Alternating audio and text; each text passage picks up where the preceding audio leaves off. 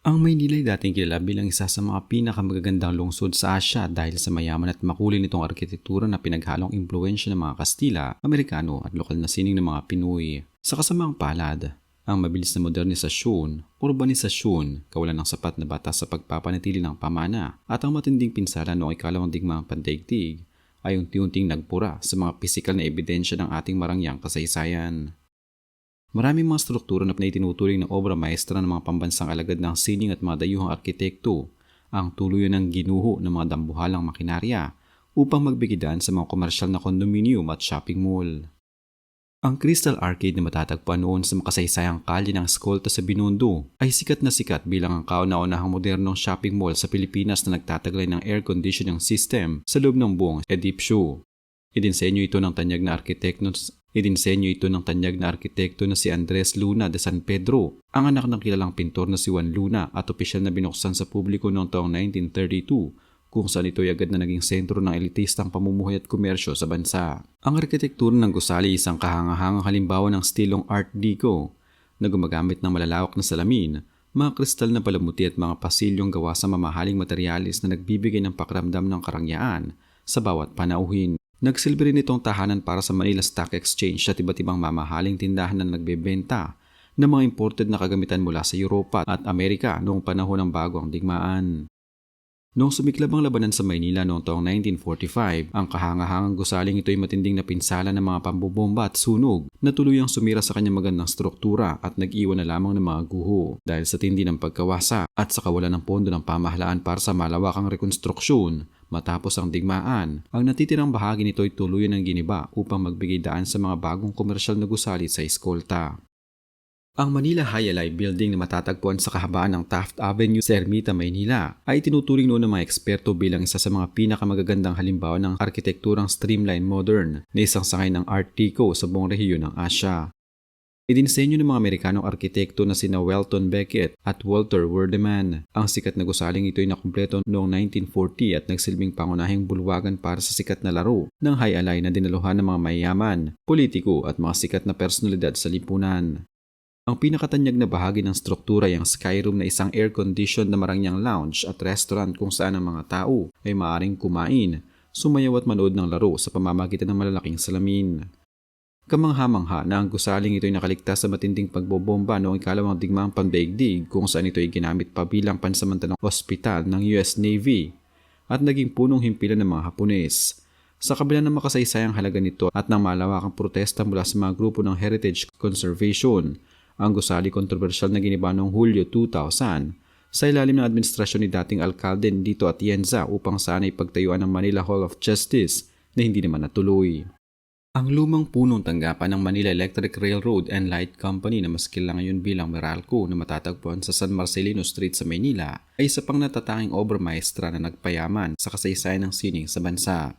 Itinayo noong taong 1936, ang gusaling ito ay dinisenyo ng sikat na arkitekto na si Juan Arellano na siya ring henyo sa likod ng Manila Metropolitan Theater at ng Legislative Building na kasalukuyang pambansang museo.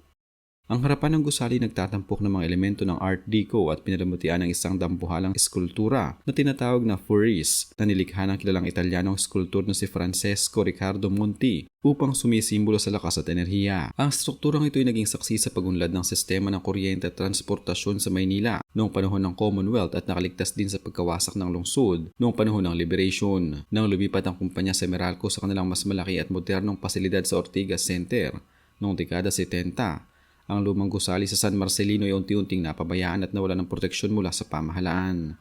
Noong taong 2014, sa kabila ng mga apela mula sa mga arkitekto at historiador, ang makasaysayang gusali tuloy ng giniba ng bagong may-ari nito.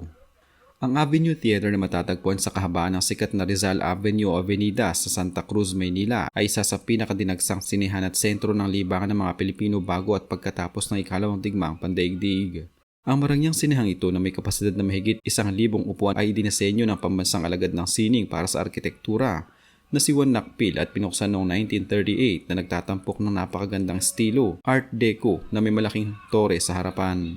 Bukod sa pagiging sinehan para sa mga sikat na pelikula ng Hollywood, nagsilbi rin itong lugar para sa mga live na pagtatanghal ng vaudeville o vaudeville noong panahon ng pananakop ng mga Hapones kung saan naging aliwan ito ng mga mamamayan sa gitna ng krisis. Noong dekada 60 at 70, Ang Avenue Theater ay nanatiling sikat na tagpuan ng mga pamilya dahil sa kanyang marangyang lobby na pinalamutian ng mga salamin at marmol na nagpapakita ng yaman ng lungsod. Subalit sa pagpasok ng dekada 90, ang avenida ay naging biktima ng urban decay at ang pagpapatayo ng LRT1 ay nagpaimpis sa kita ng mga lumang sinehan. Noong taong 2006, ang makasaysayang Avenue Theater ay tuluyan ng giniba at sa kasalukuyan ay isang komersyal na establishmento na lamang ang makikita sa lugar na ito. Ang Hotel de Oriente na matatagpuan sa Plaza Calderon de la Barca sa Binondo, Maynila ay sikat na sikat sa kasaysayan bilang kauna-unahang marangyang hotel na itinayo sa buong Pilipinas noong panahon ng pamumuno ng mga Kastila. Itinayo noong taong 1889 at tinisenyo ng tanyag na Kastilang arkitekto na si Juan Jose Huervas y Arizmendi. Ang hotel na ito ay naging simbolo ng yaman at prestihiyo ng bansa. Ang struktura ay may kabuuang 83 mararangyang silid na nilagyan ng mga bentilador, sa kisame at kuryente. Mga pasilidad na itinutuloy na napakarangya at pambihira noong panahong iyon sa buong Asya.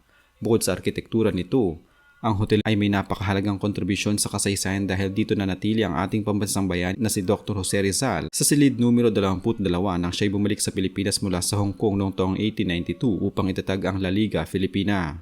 Sa ilalim ng pamamahala ng mga Amerikano, ang malawak na gusali muling ginamit upang magsilbi sa iba't ibang mahalagang institusyon ng gobyerno tulad ng Philippine Constabulary at Commercial Museum. Ang kahangahang Hotel de Oriente ay tuloy ng permanenteng nawasak sa gitna ng matitinding labanan at pagbobomba noong Battle of Manila noong 1945. Ang Savory Chicken House sa Escolta ay isa sa mga pinakasikat at pinakadinadagsang kainan na naging malaking bahagi ng kulturang pagkain ng mga Pilipino pagkatapos ng ikalawang digmaang pandaigdig. Ang kwento ng tagumpay ng kainang ito ay nagsimula sa magkakapatid na Ting na orihinal naglalako lamang ng pansit sa mga lansangan ng Quiapo bago sila nakalikom ng sapat na pondo. Noong taong 1950, itinayo nila ang kanilang kauna-unahang opisyal na branch sa isang makasaysayang gusali sa Escolta na siyang nangungunang commercial district ng bansa. Sa mismong kinalalagyan ng lumang La Esmeralda Building, ang gusali naging tanyag dahil sa kanyang sikat na Chinese-style fried chicken na may kakaibang sarsa na dinarayo ng mga pamilya, artista at mga negosyante tuwing katapusan ng linggo. Bagamat ang gusali dumaan sa iba't ibang pagsasaayos at modernisasyon sa loob ng maraming dekada upang makasabay sa panahon, napanatili nito ang kanyang sikat na pwesto sa kanto ng kalsada na nagsilbing pamilyar na landmark sa Escolta. Ang makasaysayang orihinal na gusaling ito ng Savory ay tuloy ng natupok at nagiba matapos lamunin ng isang malaking sunog noong taong 2015. Ang University Club Buildings and Apartments na dating matatagpuan sa kahabaan ng Calao Avenue sa Ermita, Maynila ay isang sikat na simbolo ng marangyang pamumuhay noong panahon ng mga Amerikano. Noong panahong iyon, ang distrito ng Maynila ang itinuturing na pinaka-prestihiyosong adres kung saan matatagpuan ang mga tahanan ng mga pinakamayaman at elitista na pamilya sa lipunan pati na rin ang mga dayuhang opisyal. Itinayo noong dekada 30 sa tabi ng kilalang Luneta Hotel. Ang gusaling ito ay may kahangahang disenyong neoclassical na nagtataglay ng 44 na mararangyang service room na may sariling pribadong banyo, isang tampok na napakamoderno at pambihira noon. Ito ay naging sikat na tirahan at tagpuan para sa mga Amerikanong nagtatrabaho sa bansa at kanilang mga pamilya na nagnanais ng dekalidad na serbisyo. Matapos ang digmaan, ang gusali patuloy na sumikat sa ilalim ng mga bagong pangalan tulad ng Shelbourne Arms Hotel at kalaunan ay New Orient Hotel na nagpatuloy ng operasyon hanggang sa unang bahagi ng dekada 90. Sa kasamaang palad, ang makasaysayang neoclassical na gusaling ito ay tuloy ng giniba upang magbigay daan sa pagpapatayo ng isang modernong high-rise condominium. Ang Intramuros na kilala bilang Walled City ng Maynila ay dating tahanan ng 7 mararangyang simbahang Katoliko na itinayo noong panahon pa ng Espanyol. Ngunit 4 sa mga ito ang tuluyang nawala at hindi na muling itinayo sa loob ng pader. Kabilang dito ang simbahan ng Santo Domingo na sikat sa kanyang arkitekturang Gothic Revival, ang simbahan ng San Francisco na may estilong Baroque, ang simbahan ng San Ignacio na kilala sa kanyang marangyang ukit na kahoy sa loob, at ang simbahan ng Recoletos na may matataas na belfry.